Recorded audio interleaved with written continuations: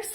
So I just wanted to show you guys a couple of things that I had been working on, and I made a bad mistake. So I had a whole bunch of bags of frozen veggie pieces and some bones in there as well, and a couple of beef bones that I hadn't done with my last beef broth session. So I decided to throw those all in that roaster that I had gotten recently and cooked it all down, and I did not bring you guys along for it. And as I was canning it up, I thought, man, I wish I would have brought you guys along, because the color of that stock was just absolutely gorgeous. So anyway, it's all canned up. I just washed the jars, labeled them, and put them away. And I'm going to show you the difference between the beef broth session that I brought you guys along for and this stock that I just made. So I'll turn you around here. So the lighting is not the best here, but right here is the beef broth that I had canned up and brought you guys along for. I roasted those bones, and I think my memory does not always serve me correctly, so forgive me if I'm wrong, but I think that that's the broth that I used when I made the beef stroganoff. Could have also been the pepper steak, but I don't really remember. But anyway, this is the stock that I just finished making out of that roaster. I had cooked it for 2 days in the roaster and then let it cool down and got the fat off the top. You can still see there's some fat in there, but you know, that's just some flavor. There's some fat in that one too. It's all good. They're sealed and they're delicious. But anyway, I just wanted to show you guys that. I just thought that color is so dark. It's so rich. It's beautiful. And here's the other thing I did not take you guys along for. Nope, get out of there. Get out of there. Go. Sorry, no doggy noses. I make every year a whole bunch, and I don't number them. I just make as many as I can fit in my fridge, of bread and butter pickles. And once it starts to get into the spring, I dehydrate them, because now it's time to get ready for, you know, all the new pickles that will be coming in, or all the cucumbers, excuse me. And so I set these on the dehydrator, and I've actually already ate a whole thing of that and part of that one, but they're dehydrated sweet pickles. And I don't know if that's something that you guys are interested in seeing or not, but I will tell you, they are a treat for the mouth. They don't get really firm. I mean, these have dehydrated for about 8 hours. And they're still kind of pliable. And I think that's because of the sugars that coat them. So, and there's some in the back. Those were pretty thick. So I kept those at the top closest to the fan. And you can see the color's a little off, but that's okay. They'll be fine. Anyway, I wasn't sure if that would be something you guys would want to see or not. So if you guys would like to see how I dehydrate my refrigerator sweet pickles, let me know. I still have, I think, 5 or 6 more jars left that I need to dehydrate. So I would be happy to bring you guys along for that. All right, so now for our project for today.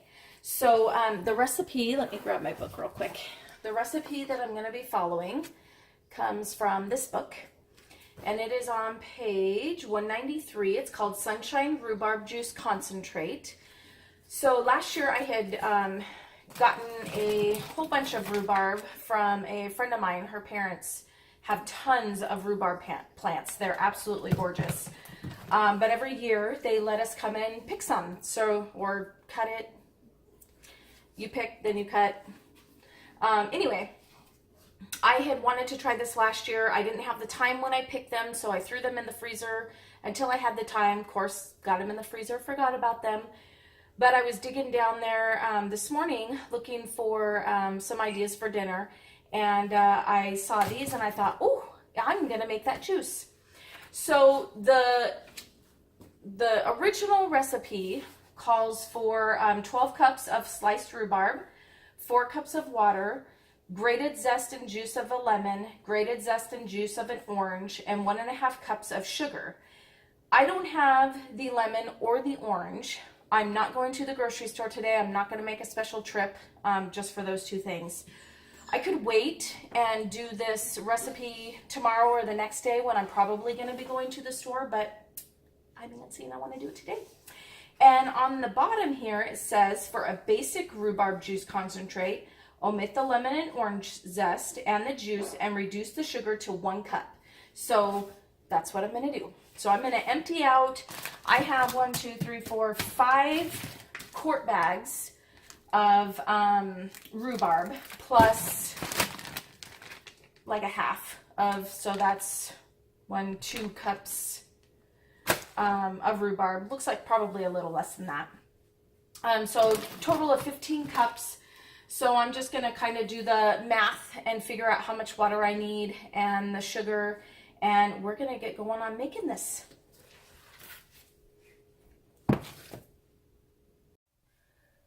All right, so I took the rhubarb packets and I went out back and threw them on the concrete outside to kind of break them up a little bit. Now I'm just going to dump them in the pot.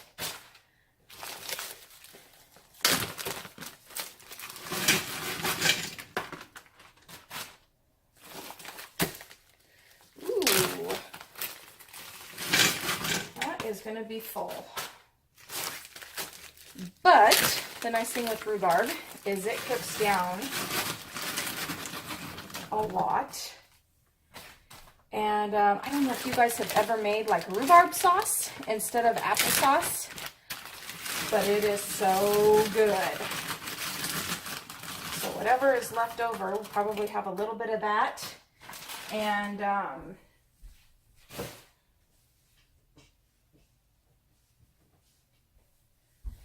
then I'm going to dehydrate the rhubarb pulp and make a, here, I was trying to give you guys a good look. Anyway, make a fruit roll-up out of the sugar and the rhubarb. So there's, can I get, oh yeah, I can get closer. There we go. Beautiful. All right, let me get my water together.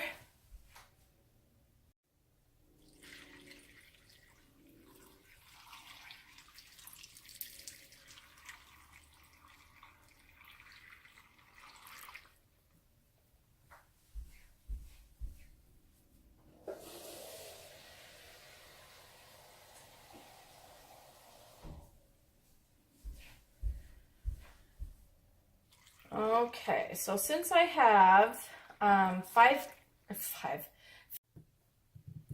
all right, so I had 5 bags of rhubarb. There's 4 cups a bag, so that's 20 cups. Plus I had that half a one, so we'll make that 21. And for every, per the recipe, for every 3 cups of rhubarb, you need 1 cup of water. So 21 divided by 3 is 7. So 7 cups of water is what we need for our pan. So got that in there, and I will get that heating up, and we need to get it to boiling and then boil for about 10 minutes. All right, well, look at that. It's not even boiling, and I just thought I would show you guys how much it has already gone down. I mean, that rhubarb was almost spilling over the top of the pot, and it's going to go down quite a bit. And you'll notice the more that it cooks down, it gets really, I mean, I guess stringy is the way to word it, because you know how, well, if you've never seen rhubarb, then you wouldn't know, but rhubarb is kind of like in the center. You can see the little, maybe, is that gonna, there. So those kind of break off and into the string. So there you can see it a little bit better, maybe. There, how's that? Anyway, those will break down And they make a great sauce, apple saucy type of thing. But of course, that's not what I'm using them for today, although I might just have to take a little bit after I get all the juice out and just enjoy it that way. We'll see. All right, so we're just getting to the part where it's boiling. So I set the timer for 10 minutes, but I wanted to show you guys how it had already started to break down. And on the spoon, here I'll show you, you can see how it gets that, I was talking the kind of stringy, that's where the pieces of the rhubarb, it just starts to fall apart and becomes like a mash. Doesn't look very pretty, but and honestly right now it would not be very tasty. It would be so tart, very difficult to handle. But oh, right now I can smell that rhubarb smell. If you eat rhubarb or are around rhubarb, you know what that smell is. Oh, so good. It's making my mouth water. And it is breaking down super, super quick. So let's see, we have about 8 minutes left. So I'm going to continue to let this boil for the 8 minutes. And then I will bring you back. We have to strain it. So I'll bring you back when we're getting ready to strain it. Now it's just about completely broken down. I've been stirring, stirring, stirring just to make sure that the bottom doesn't get burned. And our 10-minute timer has gone off.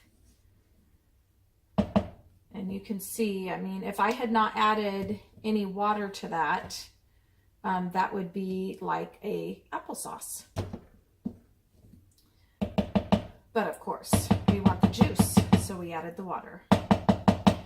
All right, let me get my bowl set up here so that I can get the straining going on. I will be right back in 2 seconds by the magic of the camera.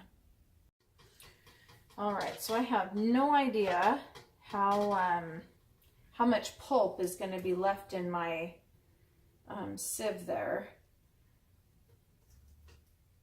So the way, I'm just going to resituate that a bit so it doesn't fall off. The way the instructions say to do it is to put it like in a jelly bag or over some, shoot, what is that cloth called? Brain fart. Anyway, you guys know what I'm talking about. But I'm just going to put it over my sieve here, and it says to let it set for about 2 hours. So I may end up having to kind of do this in batches, just because I think it's going to be too full. And I only have about half of it, well, maybe not even quite half, in there. But let me, I want to show you the juice that's coming out, because honestly, as that was cooking, I was thinking, boy, the pictures that I saw of rhubarb juice, that is not what it looks like. But let me show you what the juice is looking like, or the concentrate that is coming out of there. So can you see that? Look at that color. Isn't that beautiful? That is gorgeous. All right, so let me show you my little setup here. So I got 2 pans out, or bowls, and kept filling up. I put 3 of my sieves and kept filling them up, and kind of, I'm not going to be able to do this one-handed, I don't think, without, yeah, I'm making them fall, and I don't want to waste all that I just did. But I've just been kind of stirring up the pulp and letting them sit, and I got everything between the 3. Got all of the rhubarb and the juice going now. So I'm just going to let those sit for an hour or 2 and let them continue dripping. I'll come by and stir them every once in a while. And once we're ready to add the sugar, I will bring you back. All right, so there is that beautiful juice. And I will tell you, I wasn't patient. I did not wait hours and hours.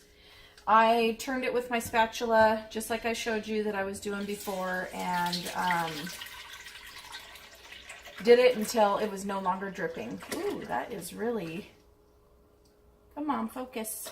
Sorry, I've seen on some of my videos where the camera goes out of focus, and I apologize. So anyway, there's that. Oh, I missed my spatula. I want to kind of scrape out all that goodness into my bowl.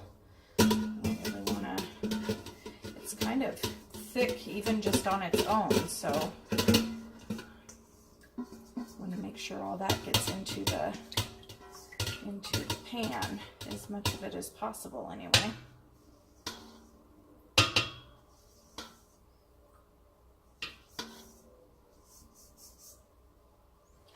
All right, so there's that.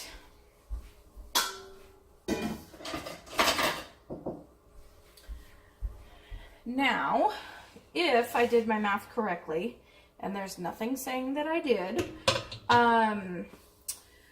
for every 4 cups of the rhubarb, we need a 1/2 cup of sugar. Sorry, I'm trying to think about that because I was doing that off camera. And I think that that's correct. So, because for 12 cups, it calls for 1.5 cups of sugar. So if you just figure out how much needs a half, that would be 4 cups needs a 1/2 cup of sugar. So we said that there was 21 cups of rhubarb, thereabouts. I'm going to go ahead and just take it down to 20 cups so that it divides evenly. And we will do, so that will be for every 4 cups, 20 divided by 4 is 5. So 2.5 cups of sugar. So that's what I'm doing. All right, so I got my sugar out and I just got a 1/2 cup, and we're just gonna count out. So that's for 4 cups. That's for 8 cups. That's for 12 cups. That's for 16. And that's for 20. So what I'm going to do is, I know that there was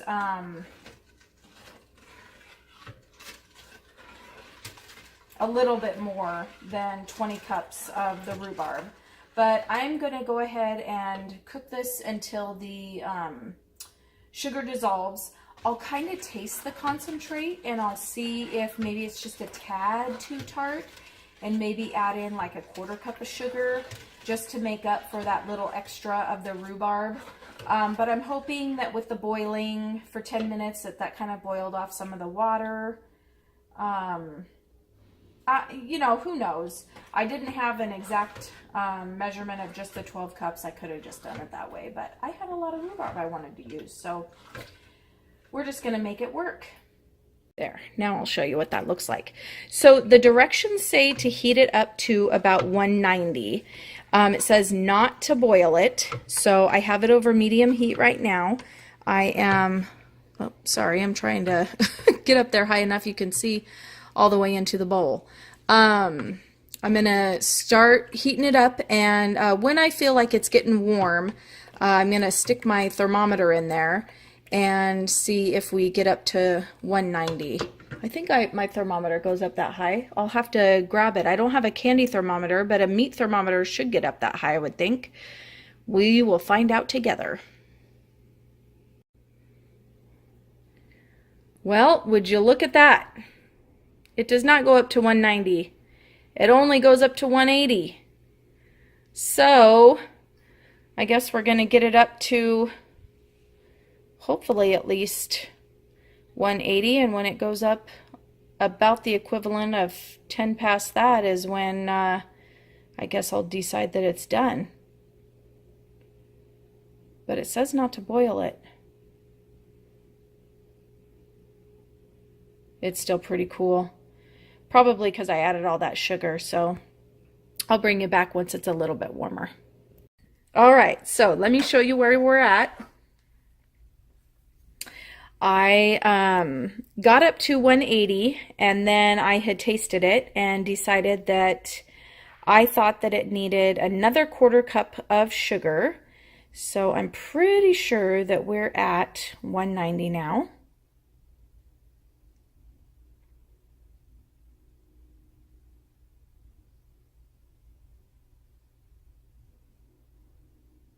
And I would say we're there. So that sugar's all dissolved now. And we got some foam going on, but that's okay. The directions did say that once it gets hot that it'll foam, and we'll need to spoon that off.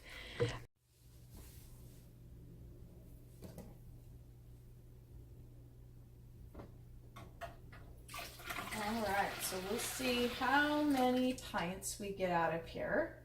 For the regular recipe, we should be getting 4 pints, it says. Excuse my hand, I'm sorry, I did not place that in the right place, did I? And we are going to fill these jars up to a 1/4 inch headspace.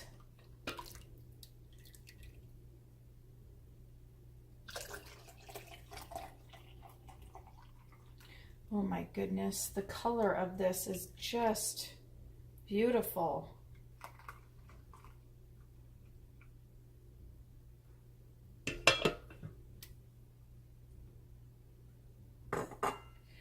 I'm going to get a bowl and spoon off that foam.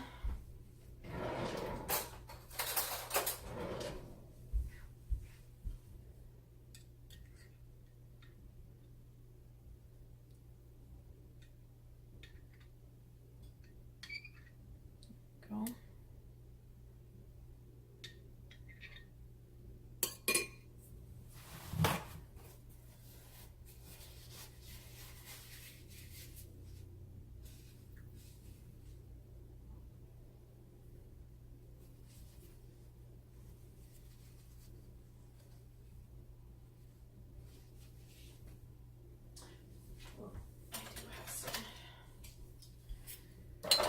Rings left over from when I was canning broth the other day.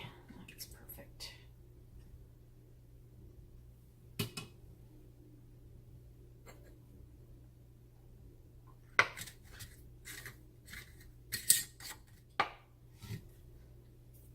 Alright, let me show you that up close. Just beautiful.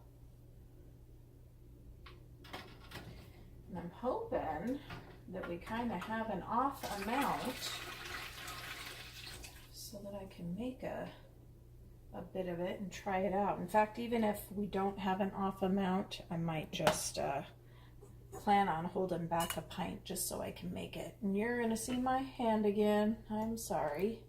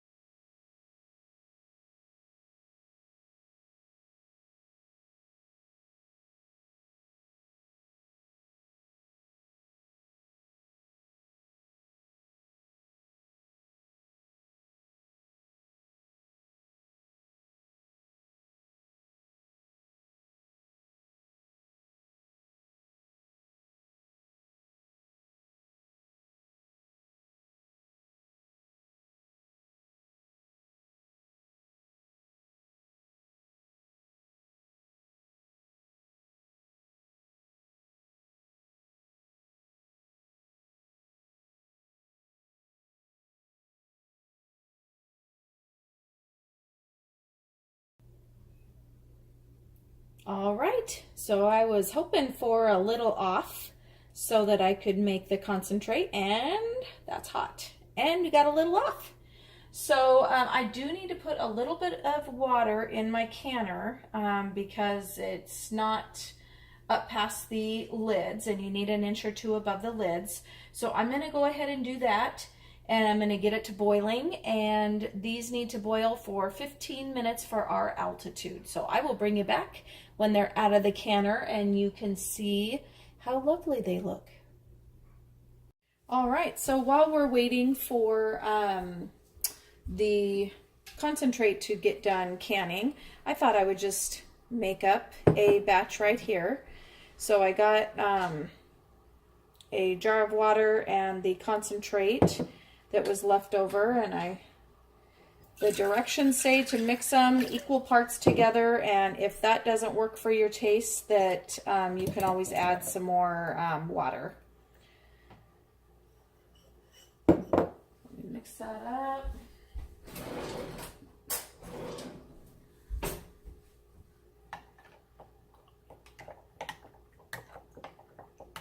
Stir that together. And I think I'm going to get some ice too. Let's get some ice then.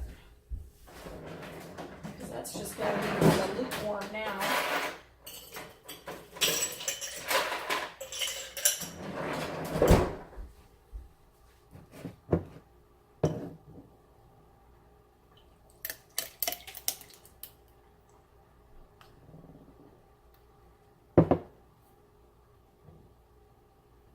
Isn't that pretty? All right, I'll give that a taste.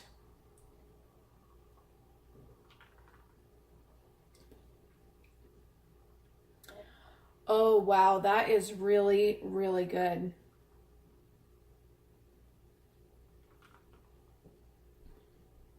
It still has that tart rhubarb flavor, but it's really light, and there's just enough sweetness in there that it makes it nicely palatable.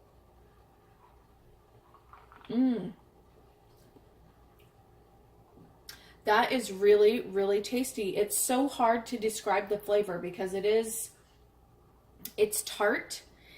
But I think just because of the concentration being diluted and then all that sugar in there, it cuts the tartness and leaves it with just enough that you get that perfect summery bite that you like with a lemonade.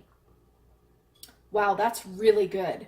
So I think what I am going to do this year, when she asked if I want to get some, I think I'll try it with the lemons or the lemon and the orange and see which one I like better, and then just I am definitely going to plan on making this again, because that's very tasty. I think that'd be really good with a barbecue or just sitting out on the porch with a nice cool glass. Delicious.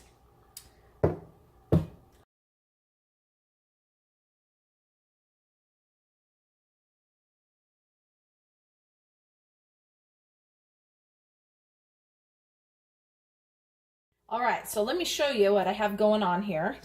I am taking the pulp from that rhubarb, and I already put half of it in my Ninja blender, and put a quart of my strawberries with syrup in it because the pulp from the rhubarb is just too darn thick.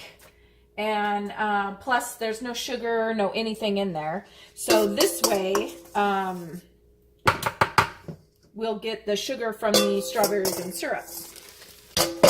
And the Ninja will cut up all those fibers even more and take care of the strawberries as well, because these ones happen to be whole strawberries and syrup. I didn't slice these.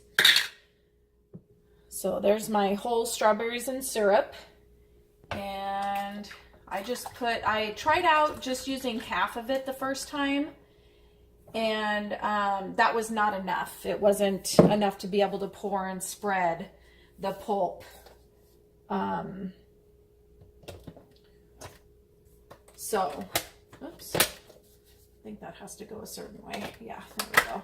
I really don't use this very often, so now I'm going to blend it up.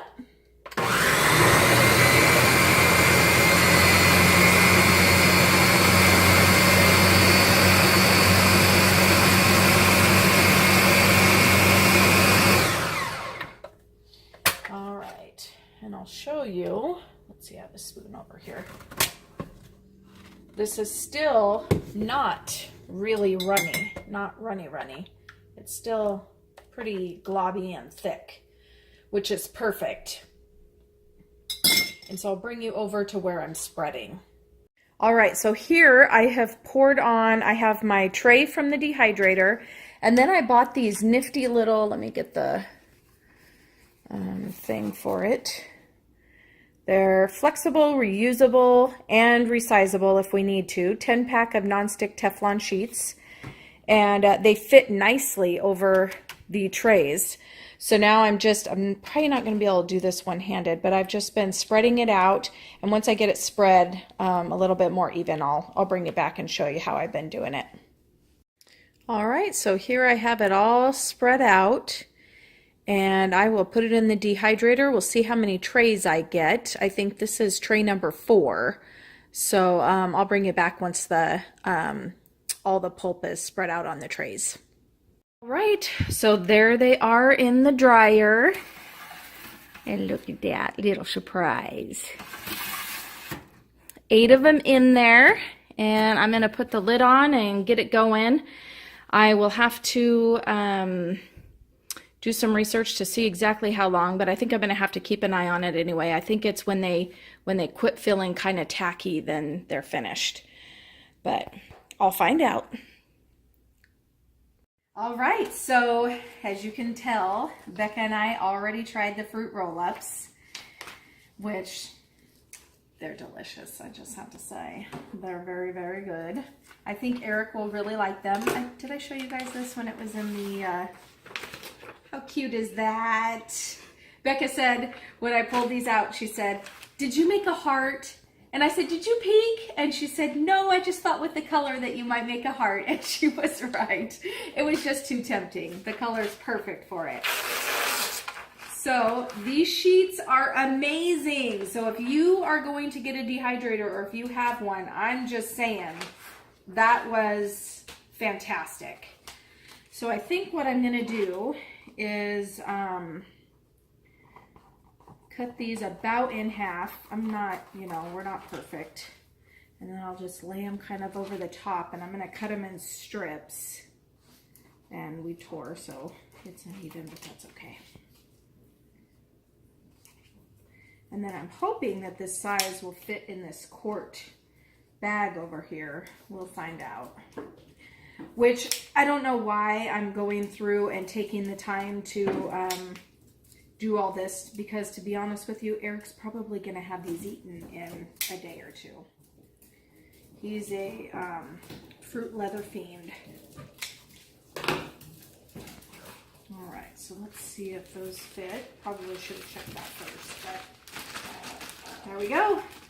Nice little fruit leather strip. So I'm just going to go through here and peel all these off. There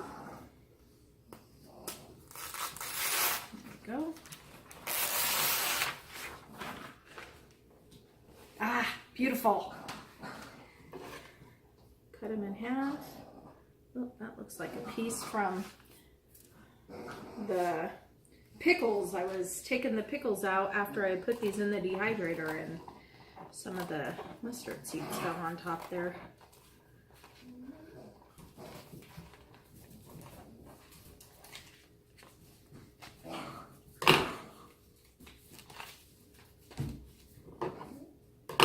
Can't tell if that's part of it or not. Okay.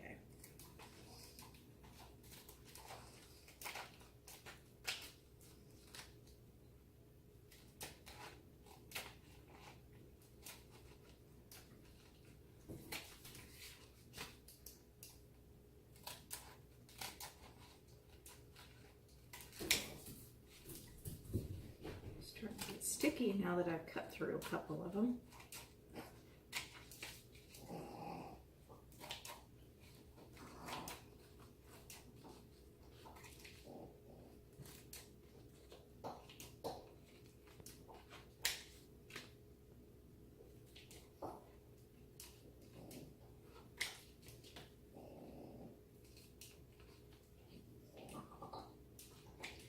All right, so I'll gather these all together, get them in the bag, and I'll finish cutting these up, and there you go.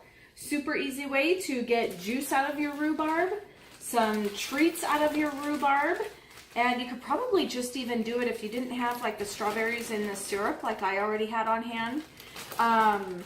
Just make a simple syrup to kind of thin down the rhubarb pulp.